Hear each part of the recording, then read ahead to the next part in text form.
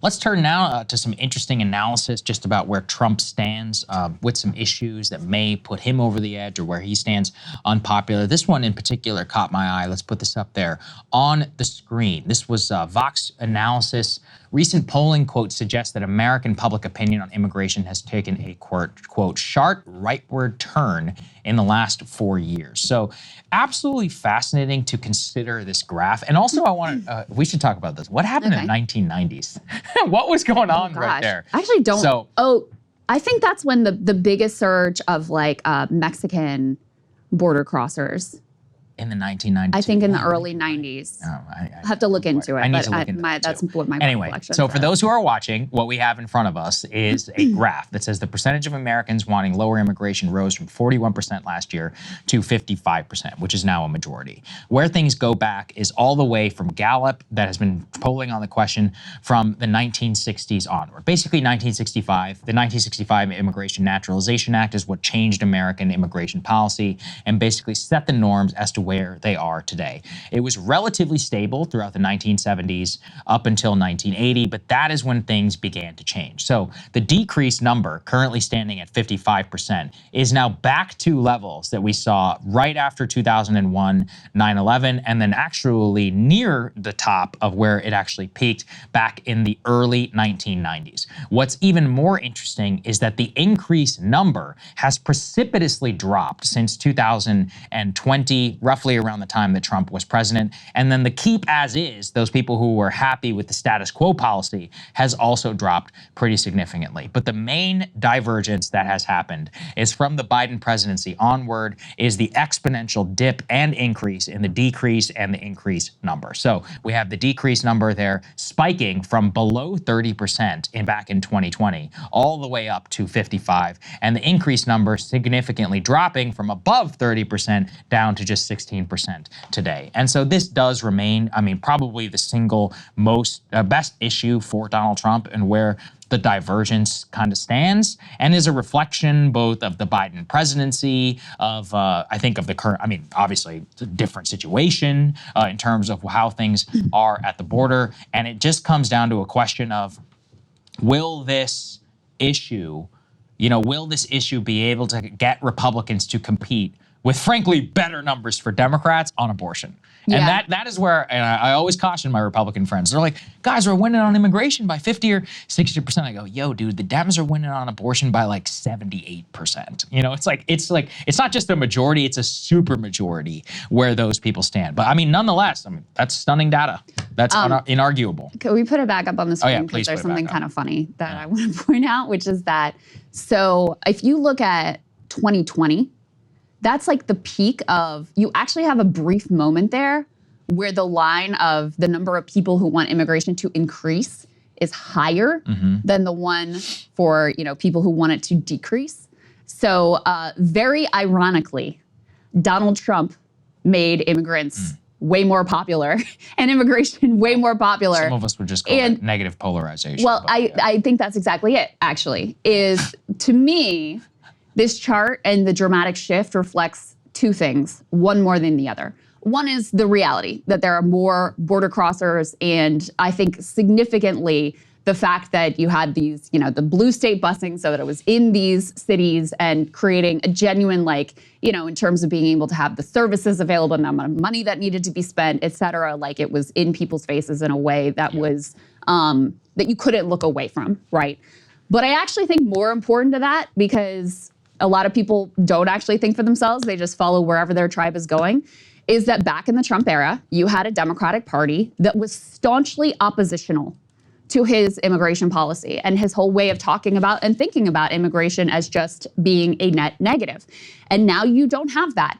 So when you have both Democrats and Republicans agreeing on a hawkish immigration approach, then their partisans are going to agree with their party leaders that we should have a hawkish immigration approach. And so, like I said, I think it's multifaceted, but to me, this is very self-serving, but it sort of validates the point I've been making of, when you have the Democratic Party or the center-left party just agreeing with the right-wing party on immigration, then you increase the power of that issue for your opponent. not for yourself, because no one who thinks, we should be, and this is their number one issue, more hawkish on immigration, is going to vote for Kamala Harris. So that's what I see going on that chart there. The negative polarization thing, I think, is it's not the only thing, but I think it's a very key part of the story of how you end up with those lines dramatically shifting. You have a lot of Democrats that in the Trump era, when the party was, doing their high school Spanish on stage and speaking about immigrants and how we needed more immigrants and, and very oppositional to the cruel policies of Trump on the border. They were opposed to that, and they thought more immigrants would be good for the country. And then when the Democratic Party under Joe Biden flips, and now Kamala Harris is like, yes to the border wall, and I want to do, a border security package that doesn't include a pathway to citizenship, which is a break in the way that Democrats have always approached this issue.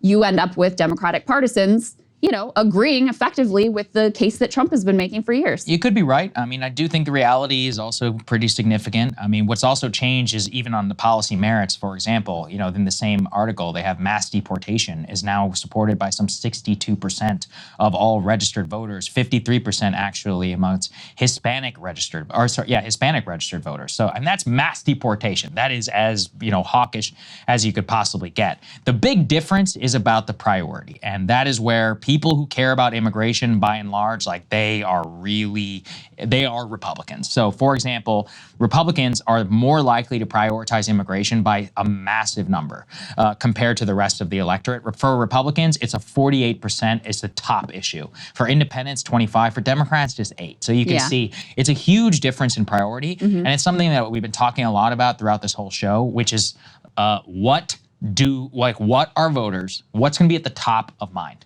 It used to be a genuine rule that economy is the top of the mind. We know that's not true from 2022, from recent evidence. And in fact, if we think back through history, there have been social elections before. It's just been a very long time since any of us have seen them, just because the parties in general have been, especially post-Roe, were really locked into a consensus.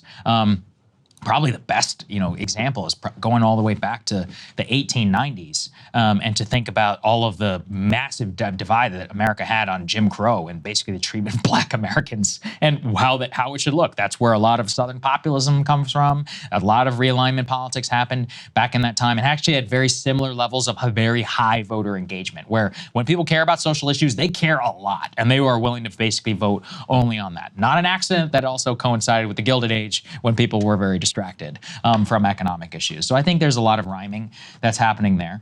The immigration issue, it's really interesting just to think about how that will be at the forefront of people's minds on top of some of the economic stuff. Because immigration inextricably is linked from economic policy, but is also divergent in terms of the way that Republicans and Democrats look at it. So for example, if you ask a lot of Republican voters what the cure to many economic problems is, they actually point to immigration as a number one solution, whereas it's very different when we look at democratic social policy. So actually some of the interesting stuff here doesn't just stay with immigration, also goes to tariffs. So let's put this up there, for example, on the screen. This was an interesting New York Times kind of side-by-side piece about how Trump and Harris have a, quote, stark partisan divide on fighting poverty. Immigration is obviously a key part of that. But if we look at some of the other issues that we see here, there is a big change in terms of the child tax credit, which we've seen previously. I think we've talked about it a lot here on the show. What is it? Kamala supports a $6,000 child tax credit policy. We're not exactly sure where Trump stands. J.D. Vance has been on the record saying he supports a $5,000 child tax credit policy. Where Republicans stand on that issue, I'll let you guess where that is. I think we can judge by the record of how they voted in the Senate, which is against child tax credits. If we think about tariffs, that has actually been an interesting one. Do you want to weigh on any of this before I get to the tariff stuff? Go ahead and talk about tariffs, and then I can talk about the whole thing. So tariffs actually has been, I'm curious to what you think, because under the Biden administration, a huge portion of the tariffs were kept in place. Most of the time, which I support, by the way. I'm very supportive of tariffs. But I've seen a retrenchment since Kamala has become the candidate. Everyone's like, Trump wants to increase prices because of tariffs. And there was a testy exchange here, actually, between NBC Meet the Press and J.D. Vance, who's been very supportive of tariffs, basically a supporter of the Trump policy. Here was the exchange they got into. Now, the estimates vary. But how do you respond to that charge that Trump's tariffs would hurt the middle class? Yeah, so if you step back a little bit, Kristen, there's this whole thing that Kamala Harris did at the convention where she made a bunch of claims about what would happen and not enough actually reflection on what already happened, right? Because Donald Trump was already president. He used tariffs to bring manufacturing jobs back to our country, and I think he'll do it again. And he did it while keeping prices extremely low. Because if you go back to the Trump presidency, we had 12,000 factories that were built during Donald Trump's presidency. Inflation never really ticked above 2% his entire administration. In fact, was sort of around 1.5% most of the time that he was president. So when Kamala Harris says, if we do the thing that Trump already did, it's going to be way worse than it was last time, I just don't think that makes a lot of sense. Well, let's talk about Trump's record during his first term. He did impose rounds of tariffs, and it cost Americans nearly $80 billion in new taxes. Do you acknowledge that imposing more tariffs will ultimately cost consumers? Well, what it really does is it penalizes importers from bringing goods outside the country into the country. And I think that's just a necessary thing. We know that China and a number of other countries are using effectively slave labor to undercut the wages of American workers. Donald Trump thinks that has to stop. And again, what Kamala Harris is saying, Kristen, is that if you do this, you're somehow going to cause skyrocketing inflation. In reality, Donald Trump already did it. He brought a lot of jobs back, and it didn't cause inflation. But it caused consumers to pay more. They paid more in taxes, $80 billion worth. Do you acknowledge that consumers ultimately will pay more if there are more tariffs imposed? So economists... Do you just acknowledge that? No, I don't, Kristen, because I think economists really disagree about the effects of tariffs because there can be a dynamic effect, right? So what some economists will say is what you just said, that it will actually raise costs for consumers. But what other people say, and I think the record supports what this other view, is that it causes this dynamic effect where more jobs come into the country. Anything that you lose on the tariff from the perspective of the consumer, you gain in higher wages. So you're ultimately much better off. I have been very interested to see there's been interesting retrenchment, I guess, on the Democratic side of being anti-tariff, despite the fact that Biden actually was very supportive of tariffs while he was in office. So here's what I would say. So let me talk about the politics, and then let me talk about the reality of the policy. So I think tariffs are broadly pretty popular. I just saw some polling, in general, like having tariffs is associated with the idea of bringing back manufacturing jobs, especially popular in the old industrial Midwestern states. I think it's like a 60-40 issue, basically. Yeah. So the politics of it, I think, are fine.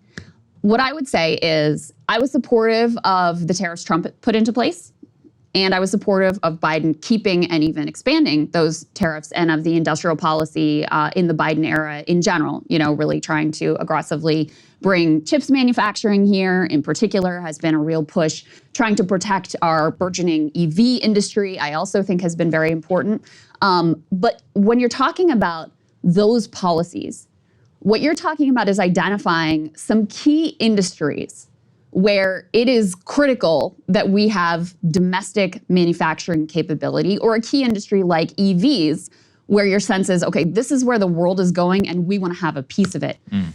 Applying an across the board 10 or 20% tariff, I frankly think is insane.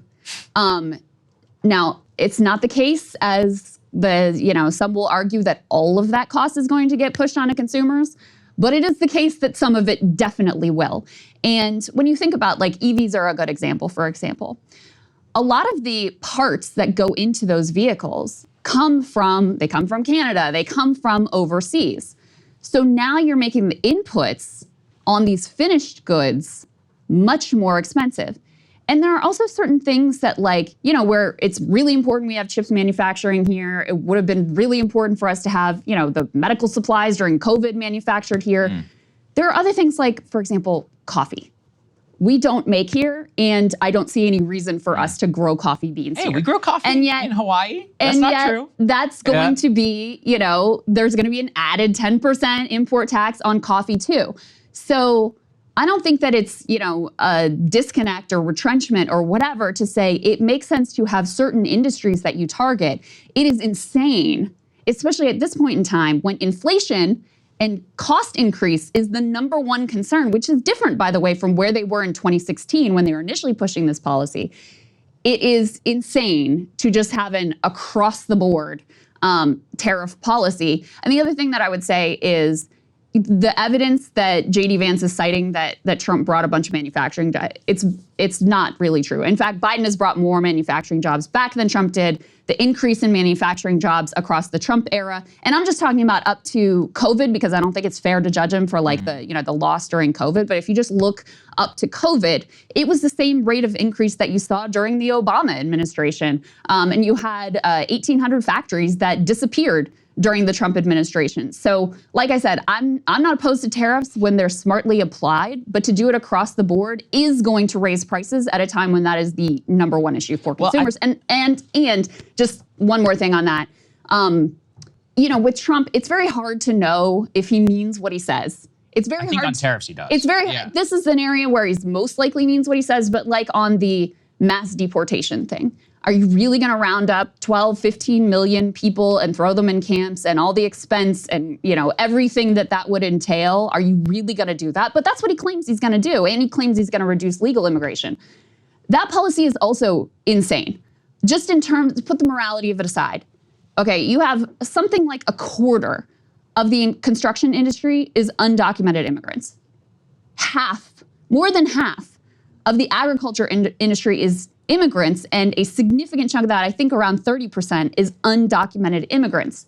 So maybe in the fullness of time, although keep in mind that labor force participation is very high and unemployment is very low, so you don't have a lot of native-born workers just sitting around waiting for jobs right now. The impact of that policy also is an insane spike in prices. So, again, on the politics of it, I think he's fine. I think he's on perfectly fine ground with how the public will perceive these policies. If he were to actually implement them, I think they would be an utter and complete catastrophe, and you would see very significant inflation that people in food prices and an even greater construction slowdown and in housing prices that would be very, very, very unpopular. Okay, so on the 10% thing, first of all, it's not going to happen. So it doesn't even necessarily bear, looking at. But you said this was the thing that he actually means. No. I think he believes it, but you don't have the legal authority to put a 10% tariff on everything. Although I don't think it would be the worst idea in the world. Now, that's where I just significantly disagree, because a 10% tariff, already we have a far too globalized economy. Even the vast majority of the imports, exports that we have from Mexico and from Canada. Mexico is our largest trading partner almost entirely because they have cheap labor and because people like to use that as an arbitrage opportunity. Will it lead to higher prices in the short term? I won't deny it. It probably will. Now, will it lead to better and more manufacturing investment in the United States? Absolutely. And especially if you change things on the tax code, with a lot of what Joe Biden did, where you had tariffs in place and then you use tax credits and other strategic investment to actually direct a lot of the revenue into building things here in the United States. So that's number one, like in terms of the actual tariff policy. Legally, the way that you're able to put it in place was something called 301. That's the way that Donald Trump put it in place. That's what Joe Biden used as well. It's largely going to be national security strategic. That's how they were able to apply it to steel. Legally, that's the only way it's ever going to happen, because Congress will never, apply a quote 10% tariff. Although again, I don't think it would be the worst idea in the world, especially if we were to apply it to, let's say, all of the countries where we have a trade deficit. No, that's another where look, I understand that the economists are going to get upset about this stuff. That factory and manufacturing stuff, I don't think it's necessarily fair, just because this stuff takes over a decade to materialize. So, for example, like investment in others can be announced but not even implemented on a 5 to a 10-year period. I mean, if you look at the CHIPS Act, if you were to judge the CHIPS Act on a short-term basis, it's been a failure because there's a ton of money out and there's no new job created. But 10 years from now, what are we going to say? It probably was a good idea, was a good investment, and even though it cost a lot of money in the short term. So that's another area where tariffs make sense. Even on EV and all that, whenever we think about Canada and Mexico and the way that they have undermined our auto industry, there's great reason where even if we're not national security, we're allies and we're not adversaries, while we still don't necessarily have a strategic interest in having so much of a critical industry be outside of the country. So that's just on the tariff part specifically. Now on immigration, again though, this just gets to the tariff question, where it's like, that is frankly a very neoliberal argument. It's like, oh, well, prices are going to go up. up. I'm like, okay, yeah, you're right. I mean, that's true. They will probably go up in the short term. I think most people support that. Most people who support the policy are very understanding of that. Have they grappled with the total reality of what it would look like? No. But people want like an actual process through which people who don't just get to come here and work illegally. I mean, when you tell me there's 30% of the agricultural industry is an illegal workforce, that's nuts. And that's obviously just means that illegal immigration is a massive corporate subsidy. And okay, even on the labor force participation rate, the labor force participation rate is still somewhere in the 60s, which means that a huge percentage of the workforce is not working. But then two, if you support a higher wage, this is the easiest way to force these companies like Tyson's, Purdue, and all these others to actually have to pay workers a much higher wage. And if you combine it with an industrial policy, which again, I support, many Republicans do not, there are a lot of different ways to come out of this. At the same time, on the mass deportation policy, even people like, by the way, I heavily support mass deportation, but the issue, as I know, is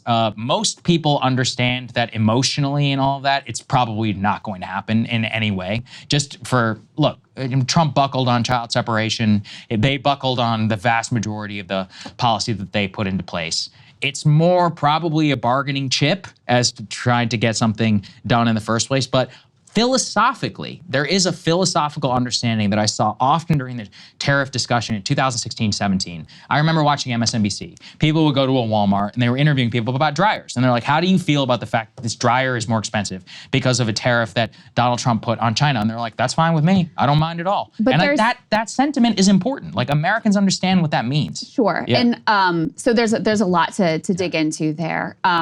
It's one thing when you're like, okay, the cost of dryers has gone up. And actually the cost only went up for a short period of time. Yes. Okay, so I want to include the full picture here. The cost of a dryer has gone up. It's another thing, and by the way, back in 2016 or 2017 when inflation was low, and that wasn't a major concern for Americans, now it is the number one concern of Americans. It is another thing to say, all of your groceries are going, every good that you can buy in the store, the price is going up on. What do you think about that? And then the other piece, just to reiterate here, is yes, the chips tariffs and the EV tariffs, like that makes sense. These are critical industries that are growth industries for the future. If you put a tariff on everything, a lot of what the US does in terms of manufacturing isn't just creating the raw goods like the steel. And by the way, steel tariffs also make sense because we should have a domestic steel industry and that is important to do, right? But a lot of the manufacturing here is the higher end, we're creating the finished product. You put a tariff on everything across the board, that means all of those inputs, the cost of every single one is going up. Now, maybe theoretically, in 50 years, maybe that means there's more domestic manufacturing here, or maybe it just means that those automakers or whoever are making those finished goods move to another country where they can get those inputs cheaper, and then, where it makes sense for them to sell it back into our market rather than making it here. So even if I agree that I do think that the CHIPS Act and these tariffs, I do think that over time they will increase manufacturing in those sectors. I think they're a good idea. I support that sort of targeted tariff. But when you do it across the board, it's not even clear that you end up with the manufacturing gain that you want. And in the meantime, consumers who are already so stretched on inflation are being asked to pay significantly higher prices across the board. And so, like I said, listen, I think politically, tariffs popular. But I think if it was actually implemented, which, we should take seriously, even if you say, okay, Congress can't do it or whatever, we should take seriously what he says and what his plans are and, take it to its logical conclusion. We will have more tariffs than we have today, most likely under a Trump presidency. I think if you did it across the board, I think people would hate it. And I think it would be catastrophe. And, also, I'll just leave it there. Yeah. Well, I would say it's not going to happen, first of all, just because I know how the process works, quite literally. It's just going to be on steel, on food, the way that we have the retaliatory tariffs, all of which I'm totally fine with. And Chinese can, whatever. Your best case for a candidate shouldn't be, well, they're not actually going to do what they say they're going to do. No. If we were going to do that, I would defend it. But I'm saying it's not going to happen. So if we actually look at what the reality is through the executive branch, you have the best legal authority under the Commerce Department, under USTR section 301. That is, you can use like a national security study. You can designate a certain industry critical to U.S. national security. That's why food and food, steel, those are the two things that obviously make the most sense.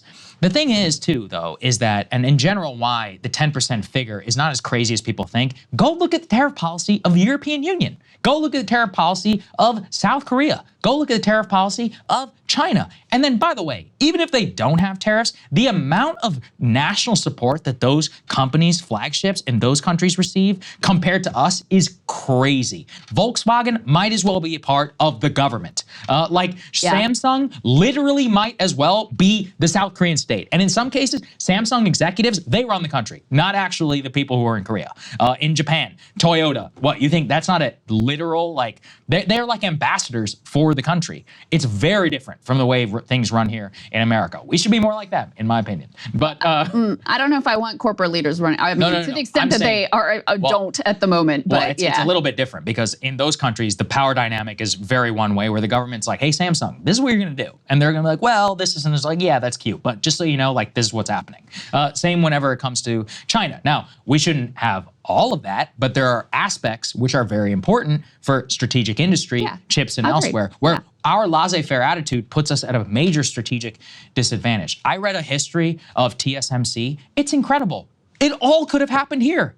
The guy, Morris Chang, he was here. He left America to create TSMC in Taiwan. And it was just because Taiwan was like, here's every dollar that you could possibly want. And reading that history, it's sad because it's one of those where our laissez-faire system, our government policy and all that has a lot of advantages, small businesses like us, the tax code, but for major strategic industry, we're failures completely. I mean, there's nothing you said I disagree with.